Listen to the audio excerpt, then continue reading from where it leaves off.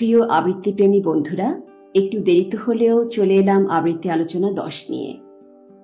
কদিন আগে একটি পোলে এই চ্যানেল থেকে আপনি কি ধরনের পোস্ট পেতে পছন্দ করেন, এই প্রশ্নের জবাবে 75% আবৃত্তি শিখতে চান বলে জানিয়েছেন। আবার কেউ কেউ কবিতা এবং আলোচনা দুটাই শুনতে চান বলে জানিয়েছেন। শিখতে হলে পড়তে হবে, শুনতে হবে, চর্চা চালিয়ে যেতে হবে, এর কোনো বিকল্প নেই। আমি একজন আবৃত্তি শিল্পী। কবিতা পড়তে গিয়ে আমার যে অভিজ্ঞতাগুলো হয়েছে এবং হচ্ছে, সেটুকুই আমি আপনাদের সাথে শেয়ার করতে পারি। এই চ্যানেলে প্লেলিস্টে গেলে আপনি আবৃত্তি আলোচনার প্লেলিস্টটি পাবেন, সেখান থেকে সহজেই আলোচনাগুলো শুনতে পাবেন। আলোচনাগুলো যদি আপনার ভালো লেগে থাকে, আপনি যদি তাতে উপকৃত হন, অন্যদের সাথে সেটা শেয়ার করুন, তারাও উপকৃত হবেন। আজ প্রথমেই আপনাদের কাছ থেকে পাওয়া প্রশ্নগুলোর উত্তর দিচ্ছি। এরপর বর্ণমালার প্রথম বর্ণ স্বরে অ দিয়ে গঠিত কিছু শব্দের উচ্চারণ নিয়ে আলোচনা করছি। প্রথম প্রশ্ন করেছেন শিথিলা ফারজানা। তিনি জানতে চেয়েছেন উচ্চারণ স্পষ্ট কিভাবে করব এবং কবিতা অনুযায়ী এক্সপ্রেশন কিভাবে আয়ত্ত করব, এটা নিয়ে একটু আলোচনা করবেন প্লিজ। শিথিলা, আপনার প্রশ্নের জন্য ধন্যবাদ। উচ্চারণ স্পষ্ট করতে প্রয়োজন নিয়মিত শব্দ করে পড়া। সেটি হতে পারে কবিতা, গল্প, খবরের কাগজ। স্পষ্ট উচ্চারণের আরেকটি শর্ত হলো ধীরে কথা বলা। আমরা অনেকেই খুব দ্রুত কথা বলি, আমি নিজেও তা বলি। চেষ্টা করুন ধীরে কথা বলতে, তাতে উচ্চারণ স্পষ্ট হবে, শুনতে ভালো লাগবে। এছাড়া নিয়মিত কণ্ঠের জিহ্বা এর ব্যায়ামগুলো করুন। এ নিয়ে আমার আলোচনাগুলো প্লেলিস্টে গিয়ে শুনতে পারেন। ইকবাল আহমেদ জানতে চেয়েছেন বিশুদ্ধ উচ্চারণে আবৃত্তি কিভাবে করব। আমার সবগুলো আলোচনাই উচ্চারণ নিয়ে, কারণ আবৃত্তি মানেই শুধু কণ্ঠ নয়, আবৃত্তি মানেই উচ্চারণ।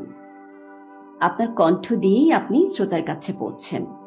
আপনার কণ্ঠ যতই আকর্ষণীয় হোক না কেন, যদি আপনার উচ্চারণ ভালো না হয়, সেটি শ্রোতাকে আকর্ষণ করবে না। উচ্চারণ শুদ্ধ মানে কি? উচ্চারণ শুদ্ধ মানে যেভাবে কবিতাটি লেখা হয়েছে। হতে পারে কবিতাটি আঞ্চলিক কবিতা, সেক্ষেত্রে কি আপনি শুদ্ধভাবে পড়বেন? নিশ্চয়ই না। আপনি যদি আঞ্চলিক একটি কবিতা পড়েন, সেক্ষেত্রে আপনার উচ্চারণে সে আঞ্চলিকতাটুকু যেন শ্রোতা শুনতে পায়। ধরুন সৈয়দ শামসুল হকের পরাণের গহীন ভিতর, এই কবিতাটি যদি আমি পড়ি, আমারে যেদিন তুমি ডাক দিলা তোমার ভাষায়, মনে হইল এ কোন পাখির দেশে গিয়া পড়লাম, এ কোন নদীর বুকে এতগুলা নাহের বাদাম, এত যে অসীম বৃক্ষ এতদিন আসিল কোথায়। এখন আমি যদি এই কবিতাটি শুদ্ধ উচ্চারণে পড়ি, আমারে যেদিন তুমি ডাক দিলা তোমার ভাষায়, মনে হইল এ কোন পাখির দেশে গিয়ে পড়লাম, এ কোন নদীর বুকে এতগুলো নায়ের বাদাম, এত যে অচিন বৃক্ষ এতদিন আসিল কোথায়। শুনতে খটকা লাগছে, তাই না? উচ্চারণ, কিছু কিছু উচ্চারণ যেহেতু লেখাতেই আছে আঞ্চলিকভাবে, আপনি সেগুলো শুদ্ধ করে পড়লেও জিনিসটা আঞ্চলিকতা থেকেই যাচ্ছে, কিন্তু এটি শুদ্ধ উচ্চারণও হচ্ছে না, আঞ্চলিকও হচ্ছে না, তাই শ্রোতার কাছে এটি গ্রহণযোগ্যতা পাবে না। আশা করি বুঝতে পারছেন। শুদ্ধ উচ্চারণে আবৃত্তি মানে যে উচ্চারণে যেভাবে কবিতাটি লেখা হয়েছে সেভাবেই কবিতাটি উপস্থাপন করা।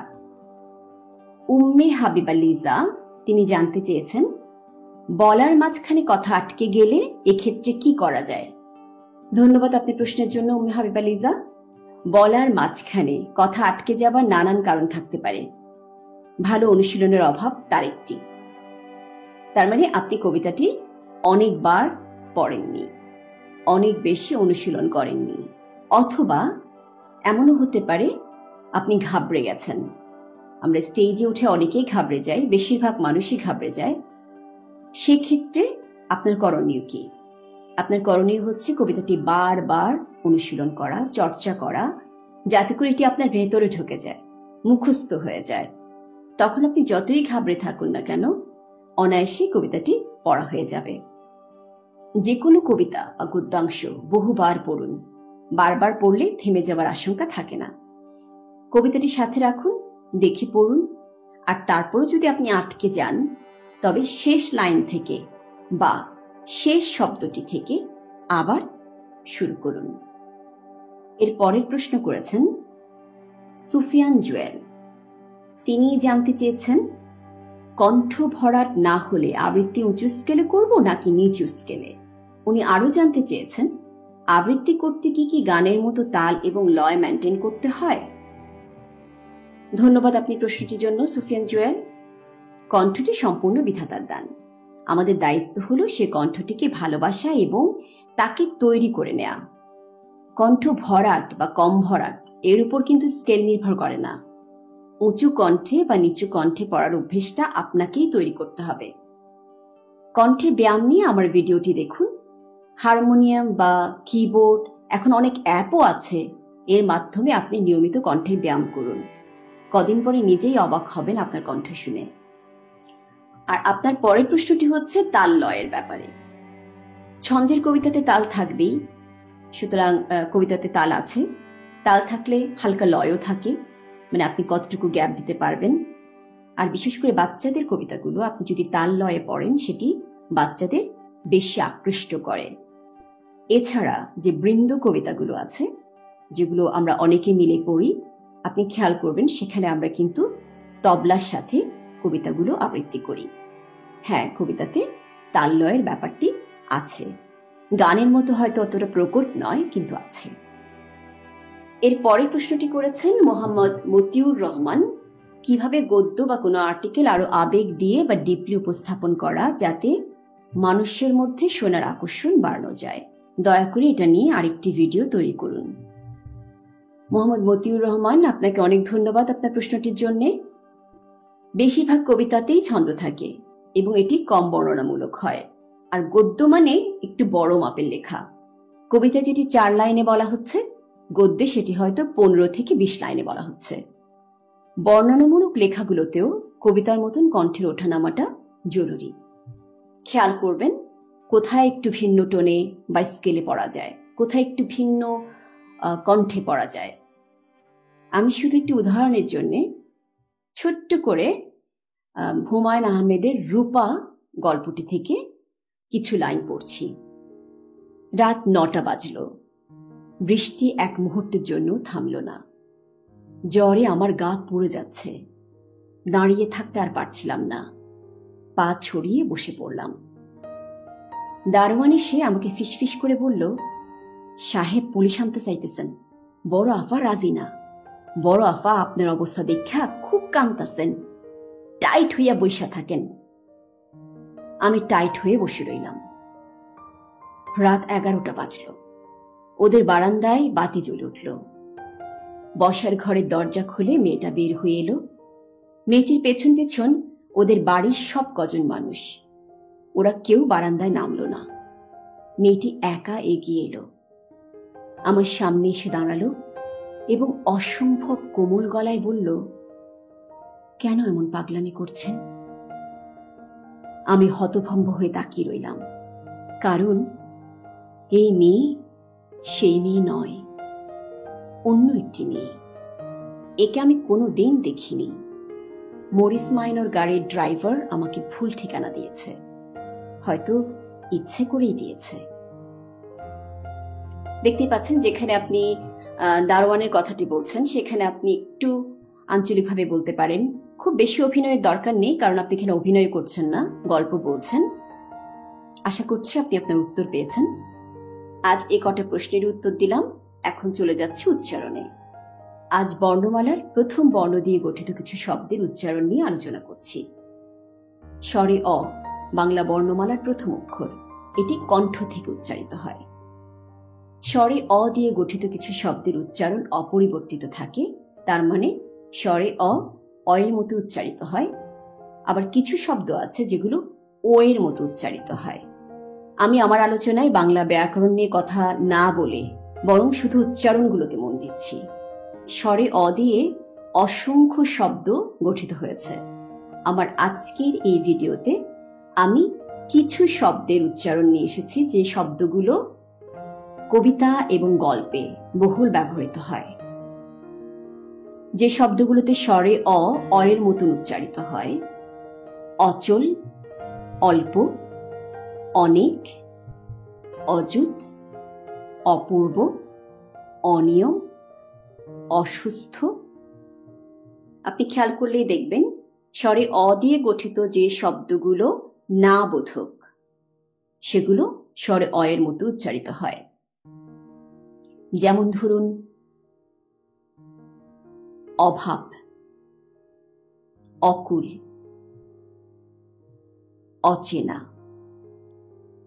অচিন, অবুঝ, অল্প, অদিতি, অজেয়, অটুট, অহংকার, অন্ত, অন্তঃসার, অন্যায়, অর্ঘ্য, অন্তর্দ্বন্দ্ব, অন্ধকার, অপব্যয়, অতঃপর, অদৃশ্য, অদৃষ্ট, অদেয়, অদ্বিতীয়, অমৃত, অশ্লীল, অঙ্ক, অপরাহ্ন, অকস্মাৎ, অজ্ঞাত, অবজ্ঞা। শেষের যে তিনটি শব্দ উচ্চারণ করলাম সেখানে একটু হালকা নেজেল হবে, একটা চন্দ্রবিন্দু হবে।